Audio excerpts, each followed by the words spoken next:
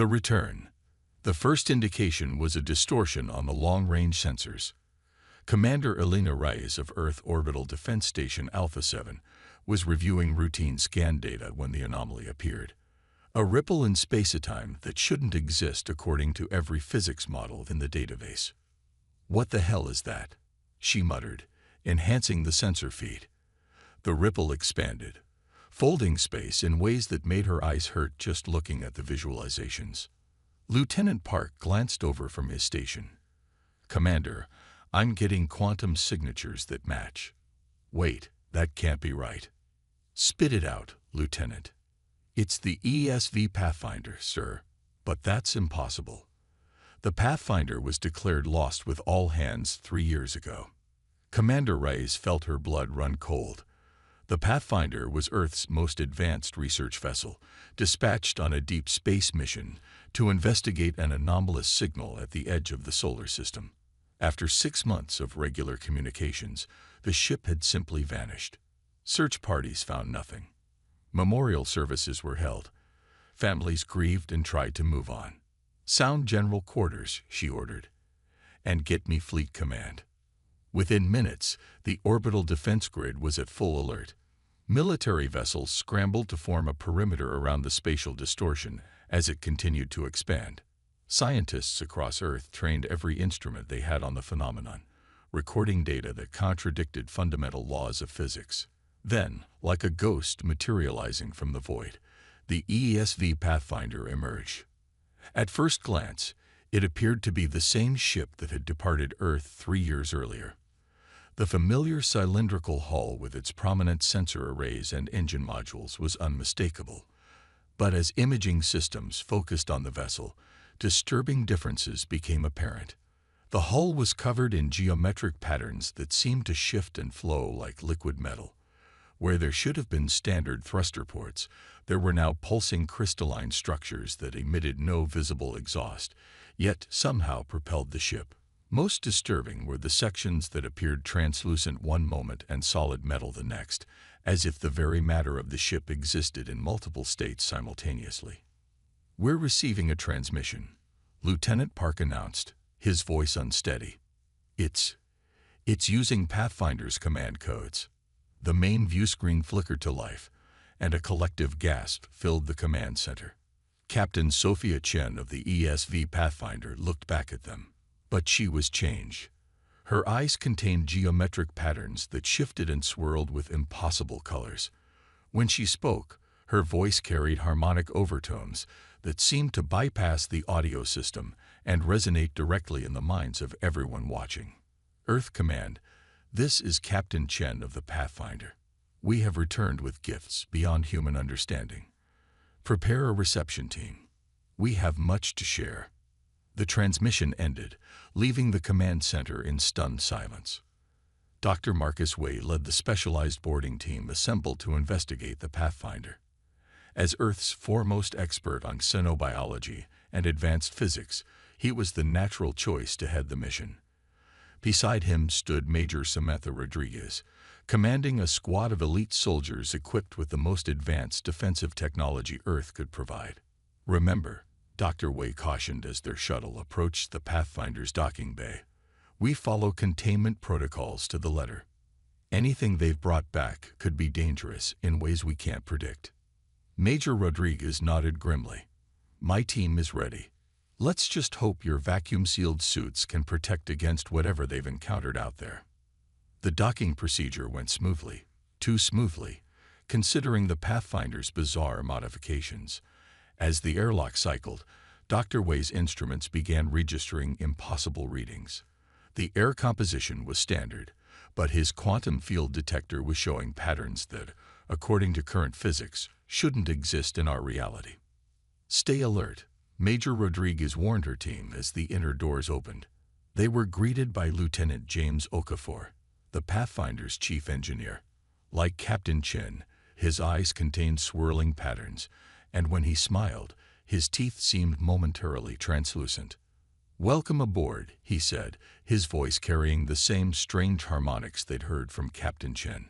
"Captain is waiting in the main research lab. Please follow me." The corridors of the Pathfinder were simultaneously familiar and alien. Standard Earth design was now interwoven with materials that defied analysis. Surfaces that appeared solid to the eye registered as non-existent to scanning equipment. Lights pulsed with patterns that seemed to communicate information directly to the observer's subconscious. "What happened to you out there, Lieutenant?" Dr. Wei asked as they walked. Okafor smiled. "We found them. Or rather, they found us. The architects. The architects. That's what we call them. It's not their real name. Their real name can't be expressed in human language or mathematics. They exist differently." The main research lab had been transformed into something that barely resembled its original configuration. The center was dominated by what appeared to be a sphere of liquid metal, suspended in midair without any visible support. The sphere pulsed with internal lights that moved in complex patterns, and occasionally sections would become transparent, revealing intricate geometric structures within. Captain Chen stood before this sphere, her hands moving through complex gestures that seemed to affect the patterns within the metallic orb. She turned as the team entered, her impossible eyes focusing on Dr. Wei. "Dr. Wei," she said, recognizing him instantly despite never having met him before. "Your reputation precedes you. Your work on quantum entanglement communication was what drew their attention to us in the first place." Dr. Wei felt a chill run down his spine. His research on quantum entanglement communication had been classified at the highest levels. He had published nothing on it in the open scientific literature. "How do you know about my work?" he asked. "The architects know everything about humanity," she replied simply.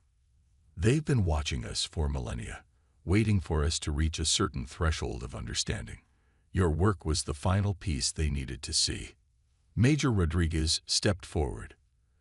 "Captain Chen, with all due respect, you and your crew need to submit to medical examination and debriefing according to protocol." Chen smiled, an expression that conveyed both warmth and something alien.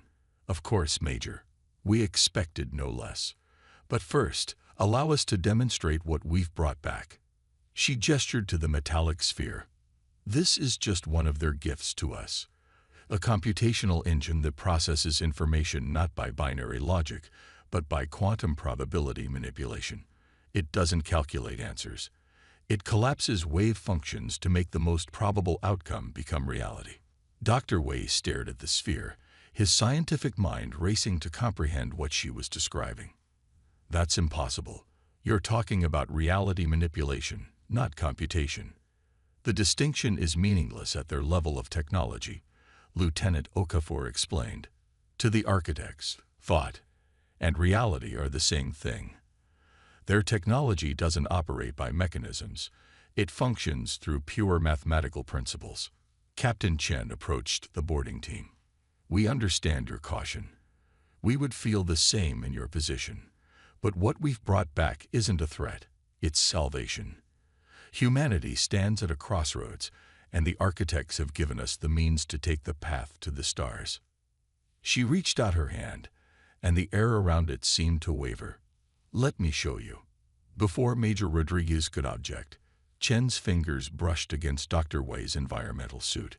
Instantly, his mind was flooded with images, equations, concepts that expanded his understanding of physics in ways that felt like his skull would crack from the pressure. He saw star systems, alien worlds, civilizations that had risen and fallen over millions of years. He saw the architects, not as physical beings, but as patterns of information and energy that moved through reality like thoughts through a mind. And he understood. When he came back to himself, he was on his knees, Major Rodriguez supporting him as her team aimed weapons at Captain Chen, who stood calmly waiting. "What did you do to him?" Rodriguez demanded. "I showed him the truth," Chen replied simply. Dr. Wei struggled to his feet, his mind still reeling from what he had experienced. "She's right," he gasped. "They're not hostile. They're teachers. The architects found us drifting at the edge of the solar system," Chen explained. "They recognized in humanity a potential they hadn't seen in thousands of other species. They took us, studied us, taught us, changed us, and now they've sent us back as messengers. Messengers of what? Major Rodriguez asked, still suspicious. Captain Chen's impossible eyes seemed to look beyond the physical world as she answered, of the choice humanity must make. To remain bound to Earth, fighting over dwindling resources until we destroy ourselves, or to accept their gifts and join the greater community of sentient beings among the stars. The metallic sphere pulsed, and for a moment, everyone in the room could see through the walls of the ship to the stars beyond, not as they appeared now, but as they would appear thousands of years in the future, with human vessels moving between them, carrying a civilization that had transcended its cradle. This is just the beginning, Captain Chen said quietly. The real work starts now. The transformation. News of the Pathfinder's return spread across Earth like wildfire. Despite the military's best efforts at containment, footage of the modified ship leaked online, followed by speculation about what the crew had encountered. Within days, governments worldwide were holding emergency sessions. Corporations were scrambling to position themselves for potential technological windfalls, and religious leaders were grappling with the theological implications of advanced alien contact. The Pathfinder remained in orbit, surrounded by a military cordon, while its crew underwent extensive examination. Medical scans revealed modifications to their neural pathways that defied current understanding of the human brain. Their DNA showed subtle alterations that seemed to enhance cognitive function and cellular repair. Most disturbing to the examining scientists was the apparent ability of the crew to manipulate quantum fields through thought alone. Dr. Wei had become the primary scientific liaison with the Pathfinder crew, much to the chagrin of military and political leaders who questioned his objectivity after his experience with Captain Chen. But his unique understanding of what they had brought back made him irreplaceable. They're still human, he insisted during a closed-door meeting with the United Earth Defense Council. Change, yes, but their loyalty to humanity remains intact. They've been enhanced, not replaced. General Helena Ortiz, chair of the council, leaned forward. That may be, Doctor, but can we trust these architects who modified them? Advanced species don't typically share technology out of altruism. According to Captain Chen, the architects don't experience motivations like we do, Dr. Wei explained. They don't seek power or resources. They're so advanced that such concerns are meaningless to them. They operate on principles of cosmic gardening, for lack of a better term. They nurture promising species, and if the species doesn't meet their standards, asked the representative from the Asian Alliance. Dr. Wei hesitated. They move on. They'd done it thousands of times before. The council chambers erupted in argument. Some advocated for immediately weaponizing the alien technology. Others called for destroying the Pathfinder before its influence could spread. A few voices urged caution and continued study. Meanwhile, around the world, people were changing. It began with scientists and engineers who had direct access to data from the Pathfinder. After studying the leaked schematics and theories, they reported dreams filled with equations and designs. Some woke up with complete blueprints for devices that shouldn't be possible according to current physics. In a basement laboratory in Nairobi, a university student constructed a device that generated clean energy from quantum fluctuations in vacuum. In Shanghai, a team of programmers developed an algorithm that could simulate conscious thought. In Rio de Janeiro, a doctor created a treatment that could regenerate damaged neural tissue. None of these people had direct contact with the Pathfinder crew. The knowledge was spreading, transmitted through scientific discourse, through shared data, through the collective unconscious of humanity's brightest minds. And it was accelerating. 6 months after the Pathfinder's return, Captain Chen requested a meeting at the newly established Architect Technology Research Center in Geneva. Representatives from every major nation, corporation, and scientific institution gathered to hear what she had to say. The captain stood before them, her impossible eyes taking in the assembled leaders of humanity. Beside her was the metallic sphere, now housed in a specially designed containment field that did nothing to actually contain it. "You've made remarkable progress," she began. "Faster than we expected. The architects are pleased. Pleased enough to finally meet with us directly," asked the UN Secretary General. Chen smiled. "They are meeting with you. Through us, through the technologies you've begun to develop, through the changes in your understanding. The architects don't exist as discrete entities the way humans do. They are patterns in the fabric of reality. Communication with them is not a matter of conversation, but of alignment." Dr. Wei stepped forward. "What Captain Chen means is that by developing and integrating the technologies the Pathfinder brought back, we are essentially speaking the architect's language. Every breakthrough brings us closer to understanding them, and closer to becoming like you." A representative from a religious consortium asked, fear evident in his voice. "Not exactly like us," Chen clarified. "We were directly modified because we were the messengers. The rest of humanity will evolve more gradually, guided by the technologies we've brought back, but ultimately following your own path." The sphere pulsed, and the room darkened. Above them, a three-dimensional projection appeared, showing Earth as it was now, and then as it could be in 10, 50, 100 years with the architect technology fully integrated. The transformation was breathtaking. Cities that existed in harmony with nature, transportation systems that moved through folded space, energy generation that left no waste, humans living in perfect health for centuries. "This is the potential the architects see in humanity," Chen said softly. "But there are other possibilities." The projection shifted, showing alternate futures. Earth depleted of resources, its environment collapsed. Humans fighting wars with weaponized versions of architect technology. Extinction. "The choice is yours," Chen concluded as the lights returned to normal. "The architects don't impose their will. They offer possibilities and observe the choices that sentient species make." This is the real test, Dr. Wei realized aloud. Not whether we can understand the technology, but how we choose to use it. Captain Chen nodded. Precisely. The Pathfinder was just the beginning. A proof of concept that humanity could grasp the principles behind architect technology. Now comes the harder part, proving that humanity deserves it. The room fell silent as the implications sank in. This wasn't just about new technology or first contact with an alien civilization. It was about humanity's future among the stars, whether they would rise to join a greater community of sentient beings or fall back into self-destruction. In the months that followed, tensions escalated as nations and corporations competed to develop and control architect-derived technologies.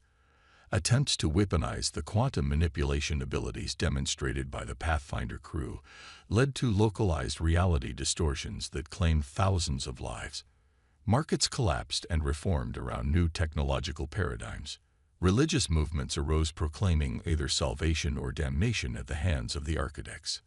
Through it all, the Pathfinder crew remained neutral, offering guidance but refusing to take sides in human conflicts.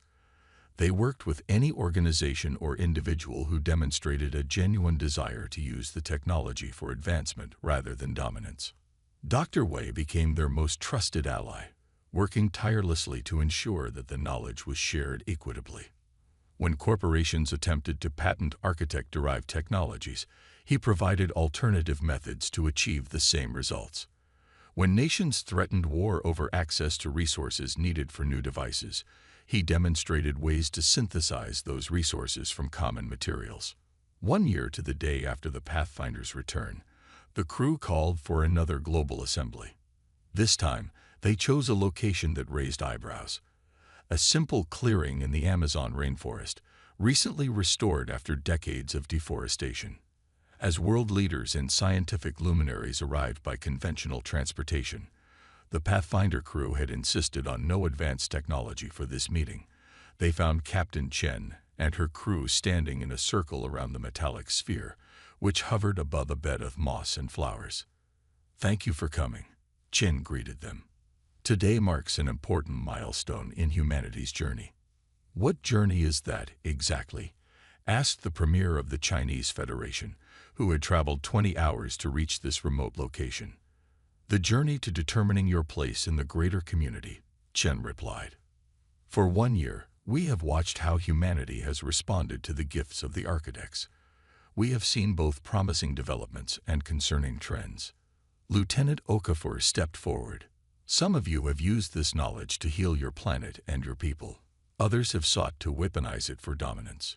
Both paths were expected." "Then why give us the technology at all?" demanded the American president.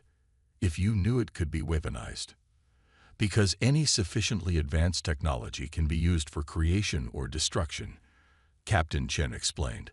"The architects don't judge based on individual choices, but on collective direction.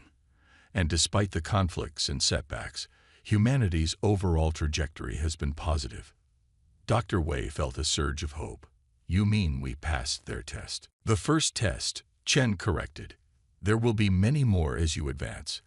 But yes, the architects have decided that humanity has shown sufficient promise to receive the next level of understanding." The metallic sphere began to pulse with increasing intensity. Geometric patterns spread from it across the ground, flowing like liquid light through the soil and plants. The assembled leaders watched in awe as the patterns connected with each other, forming a vast network that extended beyond the clearing and into the forest beyond. "What you're seeing is a physical manifestation of what the architects call the connection," Chen explained. "It exists everywhere, binding all matter and energy, all consciousness and possibility. Your scientists have glimpsed aspects of it in quantum entanglement and unified field theories, but this is its true nature." The patterns reached the feet of the assembled humans and began to climb their bodies. Some reacted with fear, trying to step away, but found they couldn't move. Others watched in fascination as the light patterns merged with their skin, momentarily revealing the complex networks of nerves and blood vessels beneath. "Don't be afraid," Dr. Wei called out, having experienced something similar during his first encounter with Captain Chen. "They're not changing you, they're showing you." For a brief moment, every human present experienced a glimpse of the universe as the architects perceived it, not as separate objects and empty space, but as a single interconnected pattern of information and energy, constantly evolving, constantly creating. They saw their own place within this pattern, small but significant, a nexus of possibility with the potential to grow into something beautiful and powerful. And they understood that the technology the Pathfinder had brought back wasn't separate tools to be used, but aspects of this underlying connection, waiting to be recognized and integrated into human civilization. When the vision faded, the metallic sphere had disappeared. In its place was a simple sapling, its leaves containing the same shifting geometric patterns they had seen in the eyes of the Pathfinder crew. "This is our final gift," Captain Chen said, her voice now free of the strange harmonics that had accompanied it since her return. Her eyes, too, had returned to normal. "A seed of the connection, planted on Earth. As it grows, so too will humanity's understanding." "And what about you and your crew?" Dr. Wei asked, suddenly understanding what was happening. "Our role as messengers is complete," she replied with a gentle smile. "We will remain to help guide the initial integration, but we are human again. The changes the architects made to us were temporary, just enough to allow us to carry their message across the gulf of understanding." Lieutenant Okafor nodded. "Now it's up to all of humanity to decide what to do with what we've brought back. The architects will be watching, but they won't interfere again unless invited."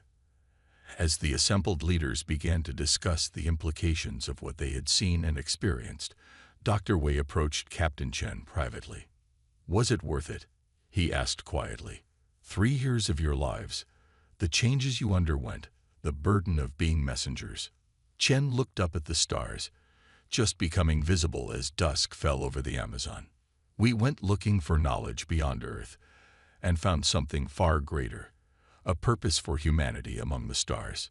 Yes, Dr. Wei, it was worth everything." Around them, the patterns of the connection continued to spread through the forest, subtly changing everything they touched. not by replacing what was there, but by revealing what had always existed beneath the surface of reality. A new chapter in human history had begun, one that would eventually carry Earth's children to distant stars as equals among the cosmic community of sentient beings. All because one small research vessel had ventured into the unknown and returned with gifts beyond understanding.